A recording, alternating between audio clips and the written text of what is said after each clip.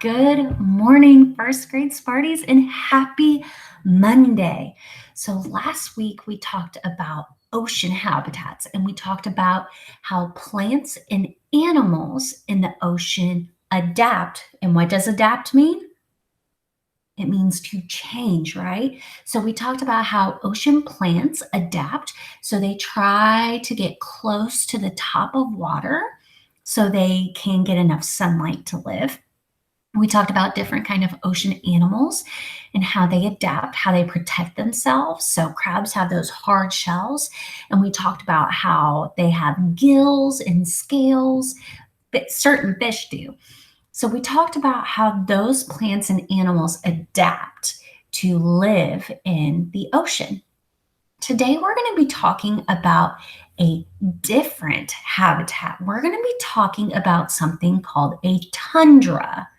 So I want you to think, what do you wonder about the word tundra?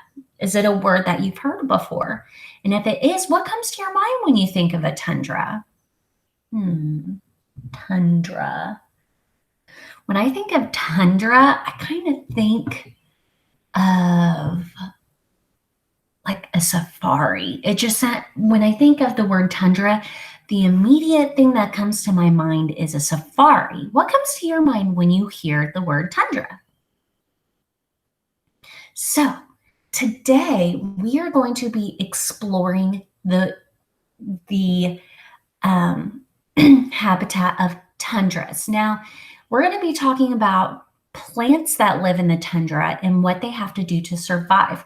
Now, when we are talking about the tundra, I want you to think about what kind of weather, what the weather is like, and what the environment is like for a plant or animal to live in a tundra. So we are going to hop on over to Pebble Go. Remember, Pebble Go is what kind of resource? It's an informational resource. So does that mean that we learn about stories or real life information? We learn about real facts, right? So we're going to hop on over and we are going to... What is it? Okay, so, before I read anything, this is an example of a tundra. What kind of animals do you notice are in a tundra? What are those animals? Those are polar bears. Where do polar bears live? Do they live in warm weather or do they prefer cold weather? They prefer colder weather, right? So let's go on over to our text. It says the tundra is a very cold ecosystem. We're going to come back to that word. Snow covers the ground most of the year. The tundra has no trees. Winters are long and summers are short. So what is one thing that we know that does not grow in tundras? Trees don't grow in tundras. Now, why do trees not grow in tundras? What did it say about tundras? What kind of weather is it? It's very cold. When we think of wintertime, what is something that comes to our mind that sometimes comes from the sky and it's very beautiful and sometimes we get out of school for it?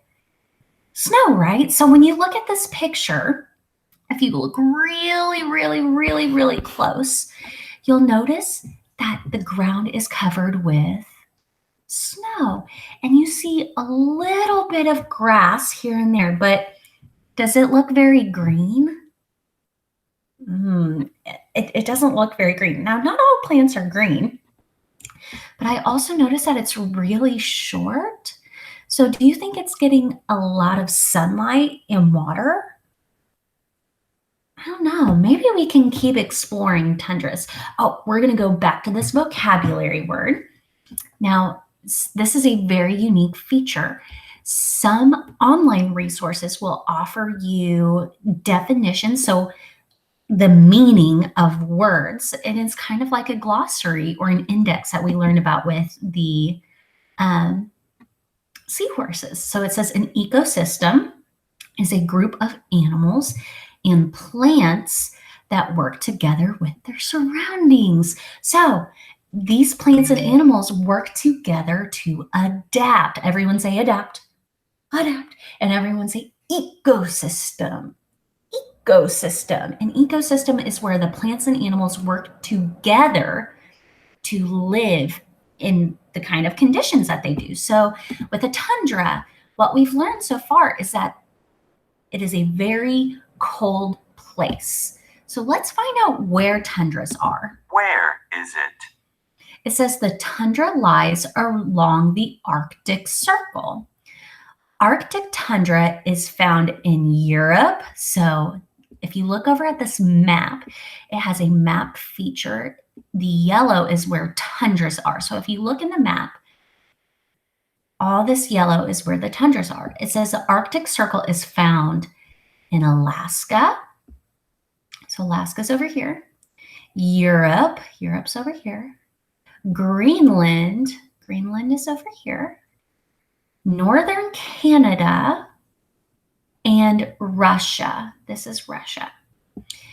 Alpine tundra is found high on mountaintops. So alpine tundra is so think of the Smoky Mountains. Now, we don't have a lot of alpine tundras in the Smoky Mountains or the Appalachian Mountains, but out west, there's a lot of alpine tundra. That is when the mountains are really close to the sky and it's mostly snowy and cold towards the top of mountains. So tundras are near the Arctic Circle, so up top here. Now, does that mean that these areas are going to be cold most of the time or warm most of the time? It means it's going to be mostly cold.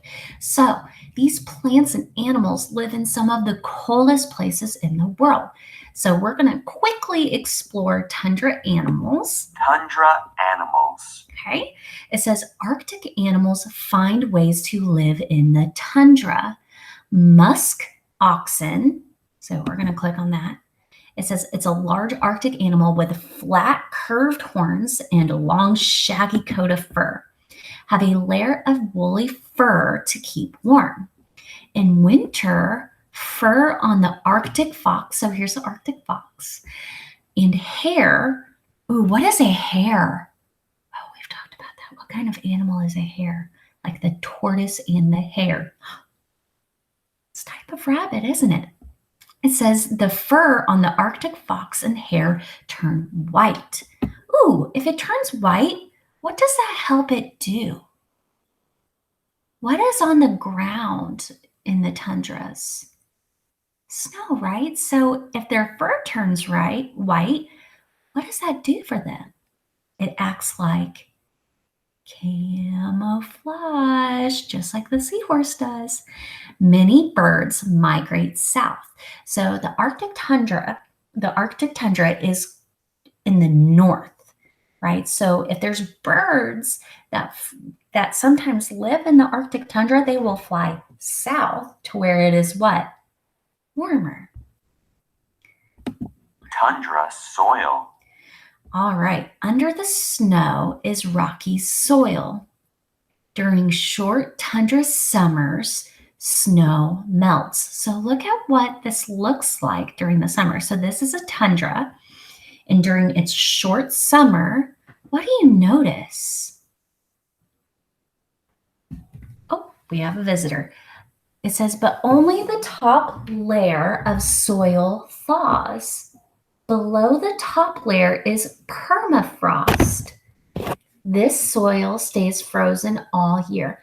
I'm curious to know what permafrost means, little cat. So I'm going to click on permafrost.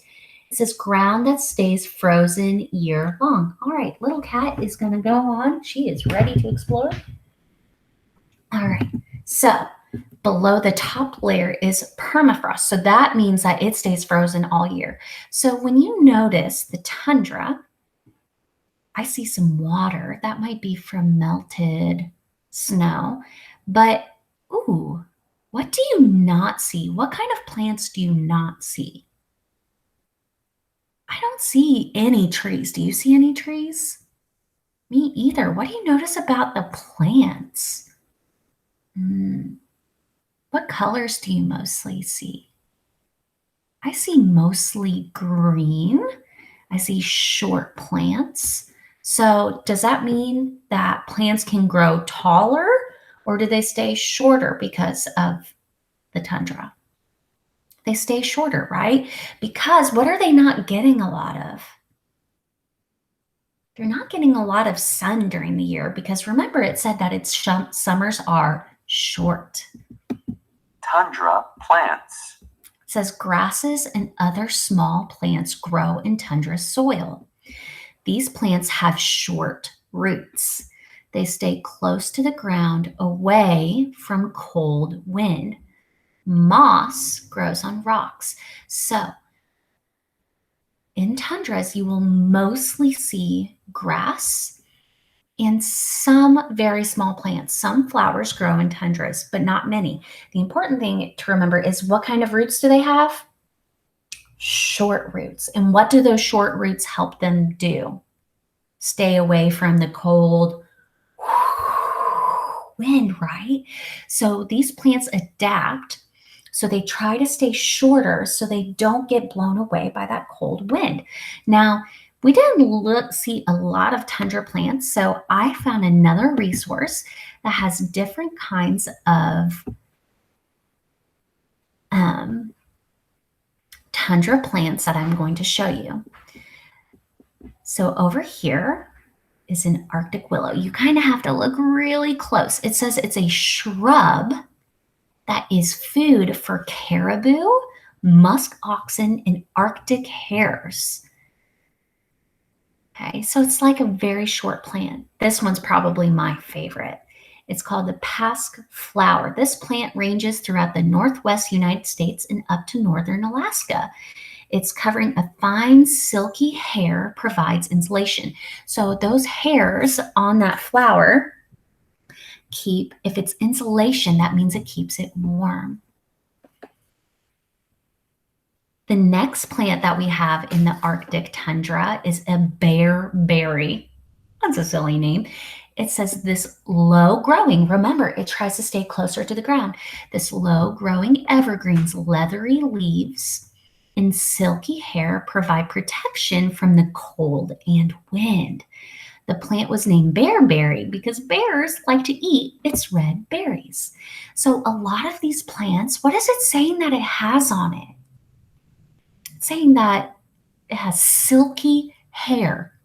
Now, our hair helps keep what warm? Helps keep our body warm. So some plants have adapted by growing this silky hair, or it said leathery leaves, to keep it protected.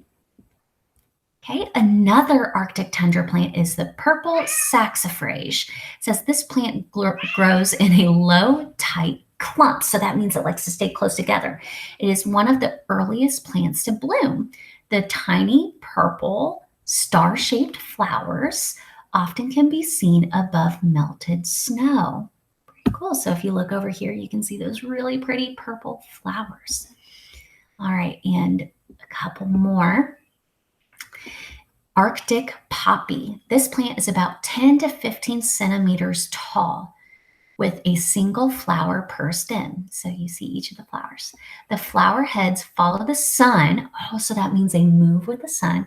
And the cup-shaped petals help absorb solar energy. So the petals help absorb the heat from the sun so it can stay warm, right? So it has that sunlight to keep it protected. And one more. Cotton grass. Named for its fluffy white tufts, cotton grass is an important food source for migrating snow geese and caribou. So this plant is very important because it provides food for other animals. So these are just a few. I'm going to scroll really slowly so you can see it again. These are a few of the plants that we see during those summers in the tundra. Now, what is one thing that we learned about tundras? Are they hot places or mostly cold places? They're mostly cold, right? It's very harsh. It's very hard for plants and animals to live in tundras. So I want you to start thinking, how would you have to adapt to live in a tundra? All right, guys. So today we talked about tundra plants. So I want you to think back to which of those plants we looked at was your favorite and why was it your favorite? All right, guys, I hope you have a great day. Work hard, read an awesome book today, and keep roaring. Bye, guys.